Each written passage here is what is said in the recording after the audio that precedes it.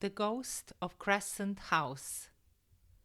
If you're expecting a classic Christmas ghost story, snowstorms, icy winds, creepy fog, I'm afraid I'll disappoint you.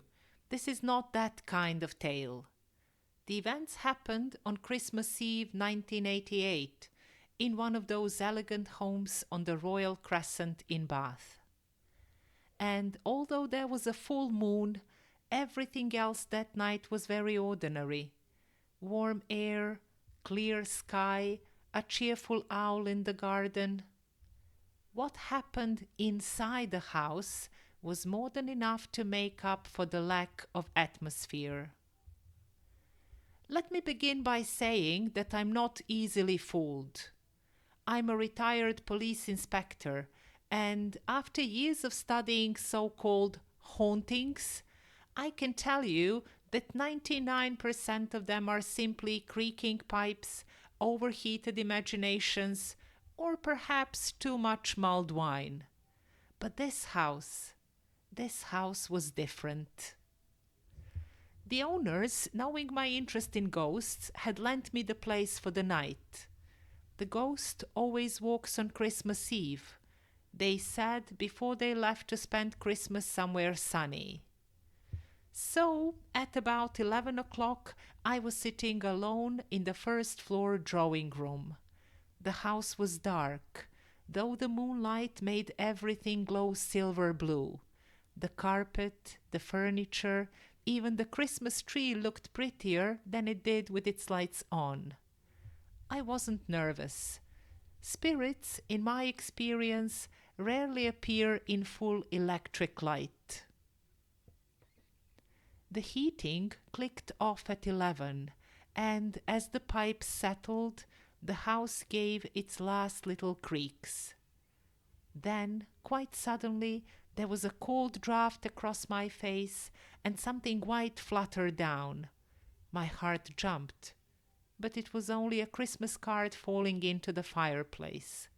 I'd clearly let my imagination run away with me. Still, the draft bothered me. The house was supposed to be sealed tight. I stepped out onto the landing to listen. Everything was quiet. Then, from somewhere above me, came a deep, heavy sigh, the sort of sigh you only read about in old Victorian novels. I climbed to the second floor, opened every door, checked every room. Nothing.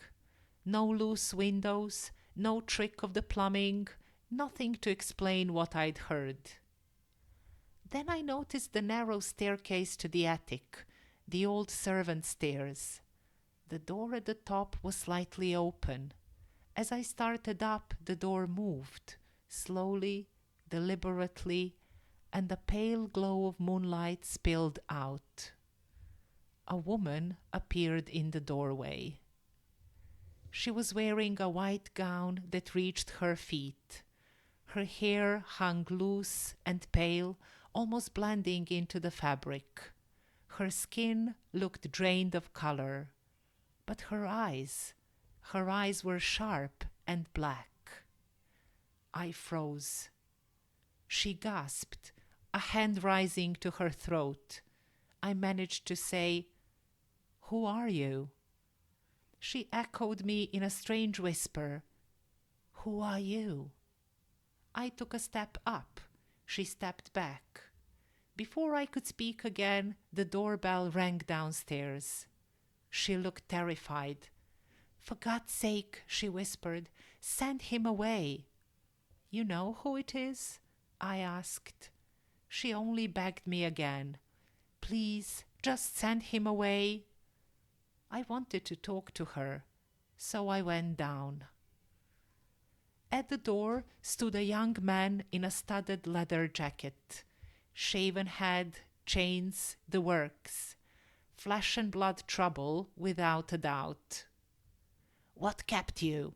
he snapped. He tried to push past me. I warned him I'd call the police. He didn't care. So I improvised. "The cameras are all set," I said. This house is full of tripwires and microphones. I'm here to film the ghost." That made him hesitate. With a muttered insult, he backed out and disappeared into the night. Shaking a little, I returned upstairs and found the woman waiting for me. Closer now, under better light, she looked less like a ghost and more like, well, a young woman in a very pale evening gown, with makeup better suited to a mime artist than a spirit. "Thank you," she said. "I don't know what he would have done if you'd let him in." I wasn't convinced, but I let her talk, watched her smoke, and eventually she told me a story. A party 2 doors down, a pushy man in a leather jacket, unwanted advances, panic, a climb onto the roof, a window she could force open. This house's attic window. It wasn't impossible, but it wasn't true either. Still, I waited. There were bigger questions forming in my mind. She wanted to hear about the ghost, so I told her. A century and a half earlier, this house had belonged to Colonel Davenport, a widower with a daughter named Rosamond, a bright, pretty girl admired by many, but especially by a young architect named Luke Robertson. Unfortunately for them, the colonel had fallen in love with a neighbor, Mrs. Cranley, a strict widow with a grown son named Justinian. Her condition for marrying the colonel? Rosamond must marry her son. Rosamond naturally was horrified. She pleaded to break off the engagement, but her father refused. Pressured and frightened, she called for Luke. He bravely confronted the colonel, insisting Rosamond couldn't be forced to marry. The colonel reacted with fury. The marriage between him and Mrs. Cranley collapsed. But poor Rosamond paid the price. Her father, bitter and humiliated, forced her to live and work like a servant. Then, on Christmas Eve, she was found dead in her attic bed, suffocated with a pillow.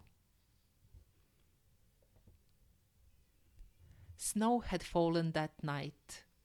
No footprints led to the house except those of the cook who discovered the body. The colonel and Rosamond had been the only ones inside. The colonel refused to speak in his defense and was hanged in February.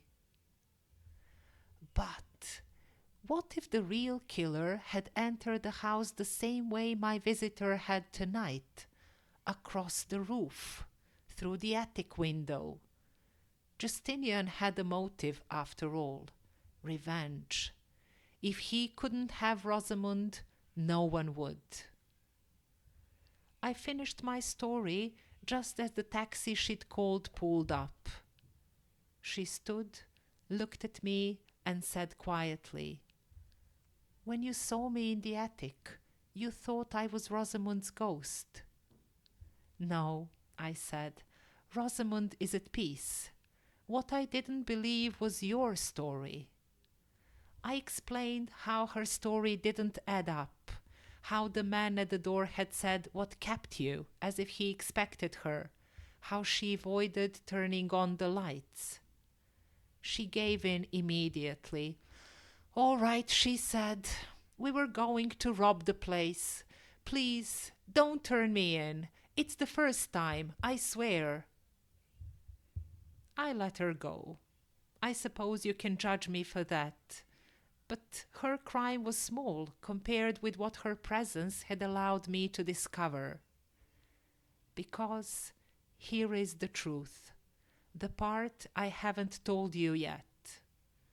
I used to be a police inspector, the one who first investigated Rosamond's death, the one who made the wrong call. and I have spent the last 150 years trying to understand what really happened. Tonight, thanks to that frightened young thief, I finally saw how Justinian could have entered the house unseen. The pieces fit at last. And now that I know the truth, I can finally rest. The haunting of the Crescent House is over. Before we move on to the vocabulary, I'd like to say that The Ghost of Crescent House was inspired by the short story Haunted Crescent by Peter Lovesey. The original story was first published in a collection of Christmas tales called Mistletoe Mysteries in 1989.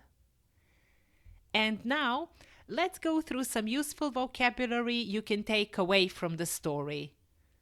I'm afraid I'll disappoint you. If you say, I'm afraid I'll disappoint you, it's a polite way of saying that what someone expects will not happen. This is a really useful phrase in everyday English. Polite, but very honest. For example, if you're hoping for a fancy dinner, I'm afraid I'll disappoint you. We'll only have sandwiches. What happened inside the house was more than enough to make up for the lack of atmosphere. When something is more than enough to make up for a lack or problem, it means it compensates for it. Example: the free dessert was more than enough to make up for the long wait. I'm not easily fooled. If you say, I'm not easily fooled, you mean that you can usually tell when something is fake or dishonest. Example: don't say you're doing this to help me. I'm not easily fooled. After years of studying so-called hauntings, when you use so-called, you're showing that you don't really believe the thing is genuine. It often sounds slightly skeptical or even critical. For example, it was her so-called friends who spread the rumors about her. I'd clearly let my imagination run away with me. To let your imagination run away with you means to start imagining things that aren't real or that aren't supported by facts. For example, don't let your imagination run away with you. There must be a logical explanation for that noise. She gasped, a hand rising to her throat. When someone gasps, they take a short, sharp breath through the mouth because of surprise, pain, or shock. For example, when she saw the accident, she gasped. Flesh and blood trouble. If someone or something is flesh and blood, it is real and human, not imaginary or supernatural. For example, the film shows that the real villains aren't monsters, but flesh and blood people. He backed out and disappeared into the night. To back out means to decide not to do something you had previously agreed to do. For example, you agreed to come. You can't back out now. Unwanted advances.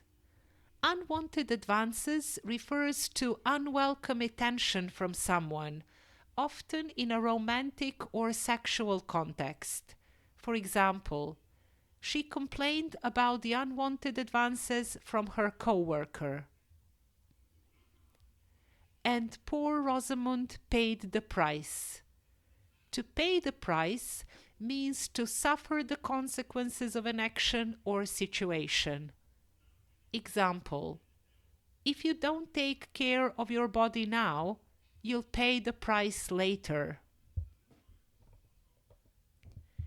And If you're still listening, here are a few questions to encourage you to think a bit more deeply about the story. If you like, you can share your answers in the comments below. The narrator warns us at the beginning that this is not a classic Christmas ghost story. How do your expectations change as the story unfolds? And how does the story play with them? At the end, the narrator lets the young woman go despite her crime. Do you agree with his decision? What factors influenced his choice? And what would you have done? Rosamond's story ends tragically because of her father's and Justinian's actions. Do you feel the story offers a satisfying sense of justice? Why or why not? I hope you enjoyed today's story. In episode 3, we'll follow a teenage boy on an unforgettable seaside adventure. And as usual, we'll explore some interesting words along the way. Until then, happy listening!